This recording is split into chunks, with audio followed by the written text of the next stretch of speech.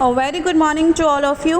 बच्चों, आज हम डिस्कस करेंगे क्लास 8 की आपकी एसएसटी की वर्कशीट, क्लास 8 की आपकी सोशल साइंस की worksheet number 3।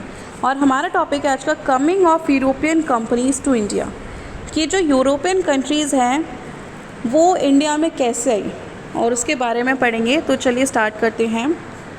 From the 1680s there started a craze for printed Indian cotton textile in England and European, mainly for their exquisite floral designs, fine texture and relative cheapness। बच्चों, इसका मतलब ये है कि 1680 की शुरुआत से कि वहाँ पर इंडियन जो कॉटन टेक्सटाइल है उस वहाँ पे मतलब एक तरह से इंग्लैंड और यूरोपियन फैमिली में कपड़ों का जो प्रिंटेड है वो चीज़ें बहुत ट्रेंड में आ गई थी। क्यों? क्योंकि उसमें बहुत अलग अलग तरह के डिज़ाइंस, फ्लोरल डिज़ाइंस मतलब होते हैं फूल वाले डिज़ाइंस, उनका टेक्सचर बहुत अच्छा था और बहुत सस्ते कपड़े थे। ठीक है, तो इस तरह से क्या हुआ, आप देखते हैं आजकल इतने कपड़ों की वैरायटी आती है, उसमें प्रिंट होता है, फूल होते हैं। तो इसकी शुरुआत की हम बात कर रहे हैं कैसे हुई। तो इंग्लैंड में और यूरोप में काफ़ी ये चीज़ें चलन में आई। जो और मेन चीज़ क्या थी, ये सारी चीज़ें क्या थी, सस्ती थी। जो रिच फैमिली थी इंग्लैंड की, जो मतलब अमीर फैमिली थी इंग्लैंड की, उस इंक्लूडिंग क्यून जो वहाँ की रानी थी, उसको मिलाकर वो क्या था, वो इंडियन फैब्रिक के कपड़े पहनना शुरू कर दिया। उन लोगों ने भी इंडियन फैब्रिक के कपड़े पहनना शुरू कर दिया। लेकिन Indian textiles continue to dominate the world trade till the end of the 18th century. World trade में इंडियन जो टेक्सटाइल्स है वो 18वीं शताब्दी तक बनी रही। European trading companies, the Dutch, the French and the British made enormous benefits out of this flourishing trade, but how did they manage to earn so much huge profit? बच्चों, बात ये थी कि इंडिया से मतलब वो इंडियन कपड़ों का क्या करते थे, इंपोर्ट एक्सपोर्ट करते थे अपनी कंट्रीज़ में, बाहर की कंट्रीज़ में। कौन सी? डच, फ्रेंच और ब्रिटिश कंपनीज़। ठीक है, और उससे बहुत ज़्यादा अमाउंट में वो पैसे कमाते थे। मतलब जो कॉटन वगैरह होती थी इंडिया की होती थी, वहाँ का प्रिंट होता था, कल्चर इंडिया का था, लेकिन पैसे कौन कमा रहा था? बाहर के फॉरेनर्स, मीन्स यूरोपियन लोग, डच, फ्रेंच और ब्रिटिशर्स। तो अब बात आती है कि ये लोग इतना बड़े अमाउंट में प्रॉफिट कैसे कमा रहे थे। ठीक है, तो वो हम पढ़ते हैं बच्चों। You would have remembered a shirt in the market of your social and political life book in the previous class, in which you would have learned about how the exporters and the traders earn profit। अभी हम बच्चों देखेंगे कि जो exporters होते हैं और traders होते हैं वो प्रॉफिट कैसे कमाते हैं। मतलब कि आपने जो सामान ख़रीदा उससे पहले जो आपके पास सामान आने से कि पहले चेन है कि किसने वो सामान बनाया, किसने वो सामान किसके और को बेचा, फिर वहाँ से आपके पास कैसा है, ये जो लंबी चेन है इसके बीच में काफ़ी लोग बहुत प्रॉफिट कमाते हैं। इस वजह से आपको उस कपड़े की कीमत इतनी मिलती है, जबकि उस कपड़े की कीमत इतनी भी नहीं होती है जितने का आप वो लोग खरीदते हैं। तो अब हम वही देखेंगे कि एक्सपोर्टर्स और जो ट्रेडर्स हैं वो कैसे अपना प्रॉफिट कमाते हैं। चलिए देखते हैं।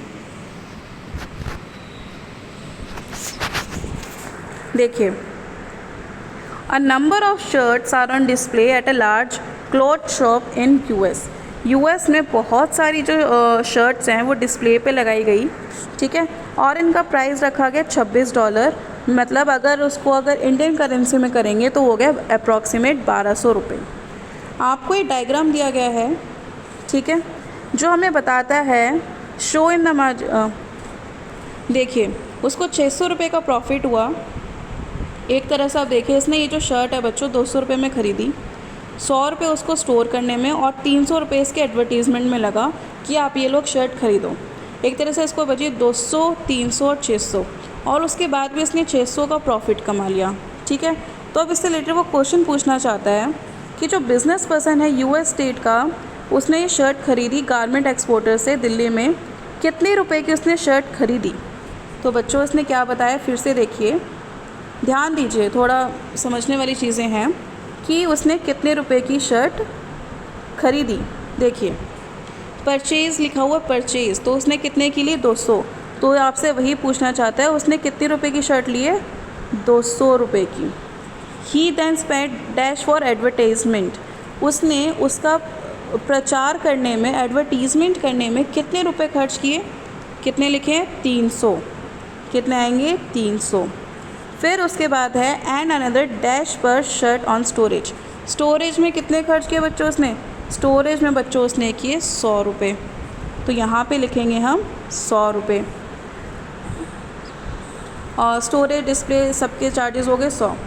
तो the cost of the person, मतलब उसको एक तरह से ये शर्ट कितने की पड़ी 600, 200 की उसने ख़रीदी, 100 रुपये उसने स्टोर करने में लगाए और 300 रुपये उसके एडवर्टीजमेंट में हो गए, तो टोटल हो गए बच्चों 600।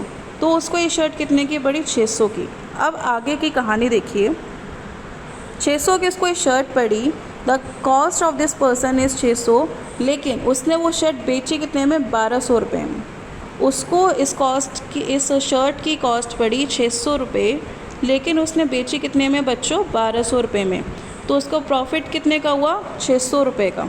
ठीक है, 600 रुपये की जो शर्ट है उसने 1200 रुपये में बेची है, तो उसका प्रॉफिट कितना हुआ 600 का। तो कितने का प्रॉफिट हुआ बच्चों 600 का। ठीक है, और अगर लगा लो उसने एक शर्ट पे, आप ये सोचिए एक शर्ट पर अगर उसने 600 रुपये कमाए, अगर उसकी 100 शर्ट बिकती हैं तो कितने कमाएगा, 600 गुणा में 100, 60,000 रुपये। ठीक है, एक शर्ट पे अगर 100 रुपये हैं तो 100 शर्ट पे 60,000 रुपये, तो शर्ट से आ गए उसके। ठीक है, चलिए आगे देखते हैं। The garment exporter in Delhi, उन्होंने आपको अब क्या क्या बच्चों एक डाटा दिया हुआ है, इसको आपको ध्यान से समझना है, फिर क्वेश्चन का आंसर देना है। क्वेश्चन है the garment exporter in Delhi sold the shirt at 200 rupees per piece, the cloth and the other raw materials cost him 70 per shirt. मतलब दिल्ली में एक गारमेंट का एक्सपोर्टर है, उसने एक शर्ट 200 रुपये पे बेची। ठीक है, 200 में बेची।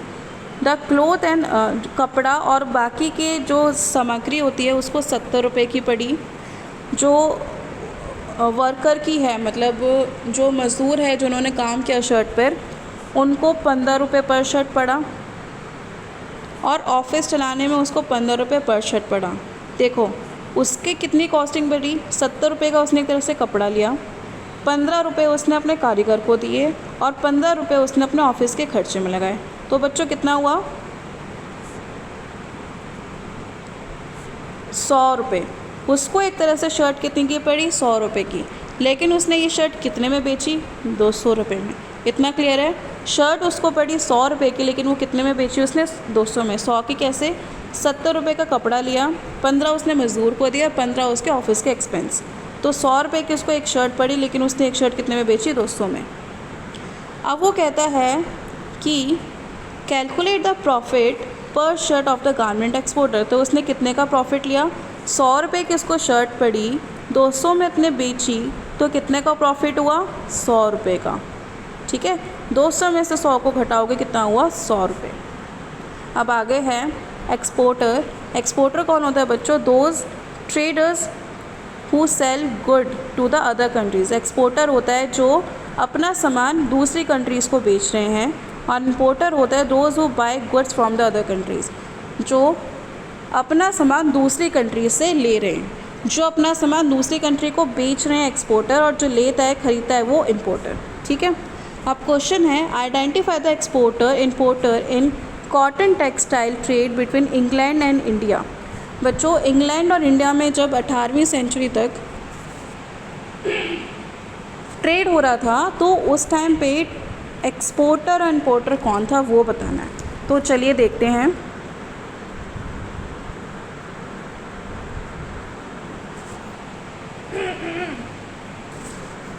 तो बच्चों ये जो यूरोपियन कंपनीज़ थी वो क्या थी, एक्सपोर्टर थी, जो यूरोपियन कंपनी से इंपोर्ट कर रही थी इंडिया से, और इंडिया क्या था एक्सपोर्टर। ठीक है, नेक्स्ट क्वेश्चन है what were the reasons of the ट्रेमेंडस demand of Indian cotton textile in Europe. बच्चों इंडियन कॉटन टेक्सटाइल की यूरोप में इतनी डिमांड क्यों थी, वो इसलिए थी, देखिए क्योंकि इसका जो फ्लोरल डिज़ाइन था, फाइन टेक्सचर और चीप बहुत था, इस वजह से इसकी बहुत ज़्यादा डिमांड थी।